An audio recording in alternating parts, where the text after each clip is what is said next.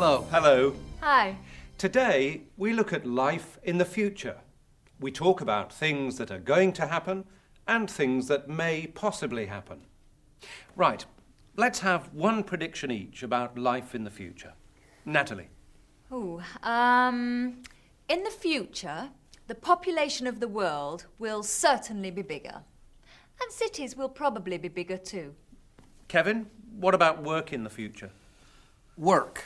I think it's very likely that we'll work less. What about your prediction, David? In the future, we may possibly visit other planets. The population of the world will certainly be bigger. Cities will probably be bigger. It's very likely that we'll work less. We may possibly visit other planets. We may possibly visit other planets, or people from other planets may possibly visit us.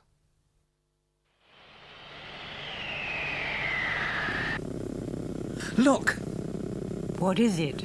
A planet! A planet! Perhaps there's life on it. Maybe there is. Maybe there isn't. Let's go and find out.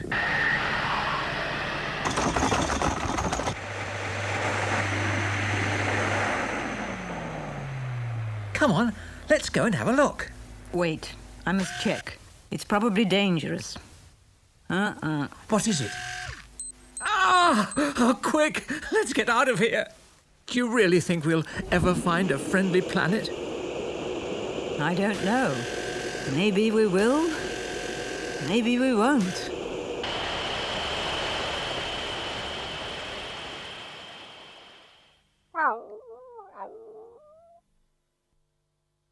Maybe we will, maybe we won't.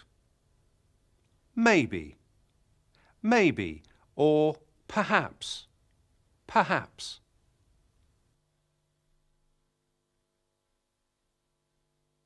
What do you think life will be like in the future? In the near future, I think the life will be pretty much as it is now, with a little progression. In the far future, I'm not really sure. I think the future will be very difficult and very hard for people who are now growing up. I think life in the future will be more computerized, and there will be more robots working instead of humans. I think life in the future is going to become more regulated. I don't think we're going to have the personal freedoms that we've had in the past. I think life will be, in London, will certainly be busier in the future. Better. You always hope that it'll be better.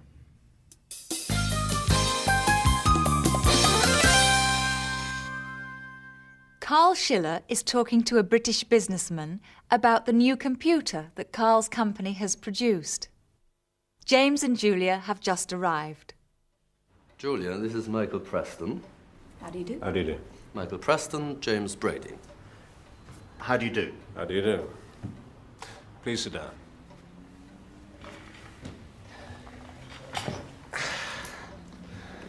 Now, I'm thinking of investing in the new computer that Carl's company has produced. And I asked him if you could come to this meeting to talk about the advertising campaign. I'm very glad that you could come. Thank you.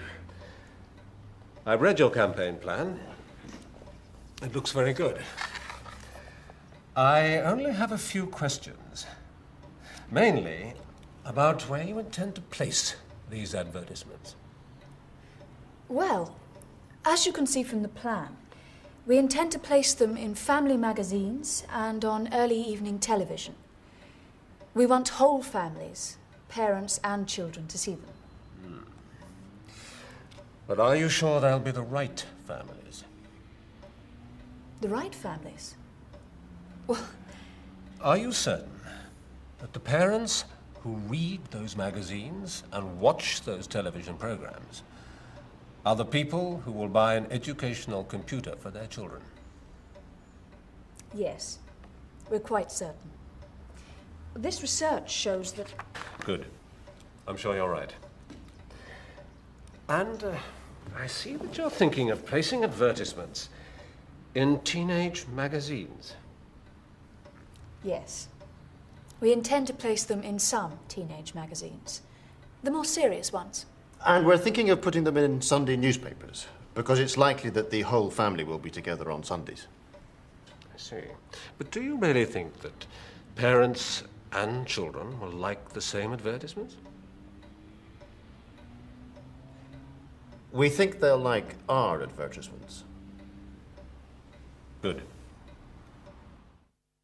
James and Julia explained where they would put or place their advertisements. We intend to place them in family magazines.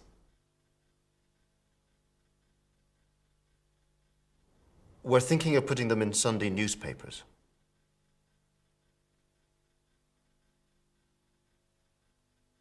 Michael Preston wanted to know how sure Julia and James were about their advertising campaign. He said, "Are you sure? Are you certain? Do you really think?" Do you really think that parents and children will like the same advertisements? Let's get back to the meeting at Michael Preston's office. So we keep a balance. We talk about the educational benefits, and we talk about the fun of using a computer.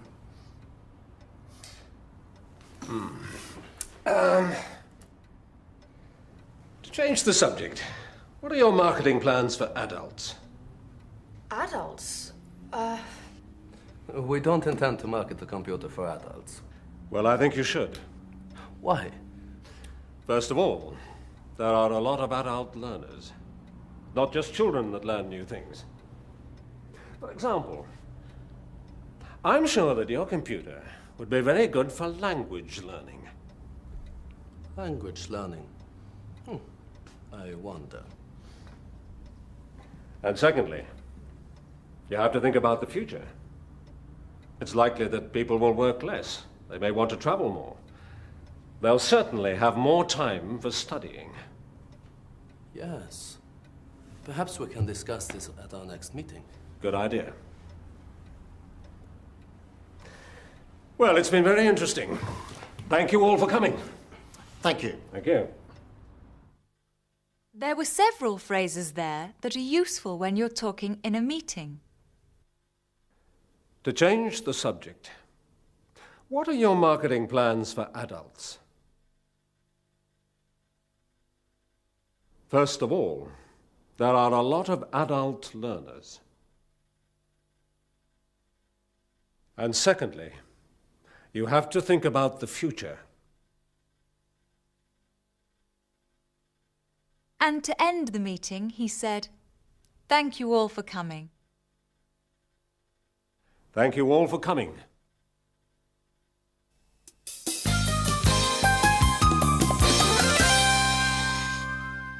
Life in the future. People who work in the energy industry, making electricity, have to look into the future to predict our needs, especially people who work in alternative energy, people who look for new ways of making electricity, such as photovoltaics. The man to explain photovoltaics and look into the future is John Hofner. His job is to provide electricity for the city of Austin in Texas. My area of specialty is alternative energy. I work in the generation planning division, and we look into the future to find out what alternative energy sources might make sense in Austin. For example, photovoltaic solar systems, fuel cells, wind energy, any renewable energy technology. And one of the ones that we're concentrating on is photovoltaics, because Austin has a great solar resource, and we also use a lot of electricity when the sun is out for people's air conditioners. Photovoltaic simply means converting light into electricity. Photo means light and voltaic means of electricity. So the simple definition is that it converts sunlight to electricity. This is one of the photovoltaic cells that converts sunlight to electricity. It has essentially a positive side and a negative side. When you wire up a wire from the front to the back and put it through a little motor, you can get electricity out of it. We in Austin have the second largest photovoltaic plant in the United States. That plant is about 300 kilowatts in size. That's enough electricity for about 100 to 150 homes in Austin. Now, what we do is we take those photovoltaic cells, each one of those about 1 watt of electricity, and use those as building blocks to build a large power plant. We wire those together in what's called a panel, and then we take those panels and wire them together to get the desired voltage and current that we need. Our plant works at about 500 volts and about 500 amps of electricity. And that power has to be converted from DC to AC power so that it can be used in the homes in Austin. 50 years from now, we will see a completely different energy picture.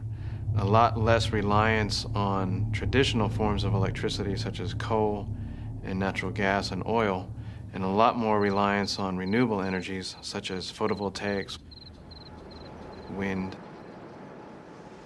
and hydropower.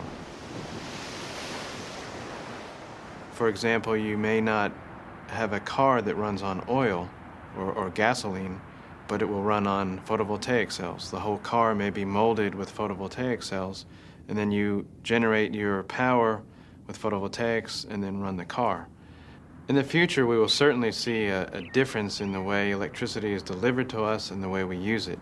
It may be that rather than a large power plant that's away from the city that brings the power into your house, you may have a power plant right at your house. It may use photovoltaic cells, or it may be a little fuel cell that generates electricity just for you. John Hofner and his picture of energy in the future. Today, we looked at life in the future. What may happen, What will probably happen, and what is certain to happen. so thank you all for coming. Goodbye. Goodbye. Bye.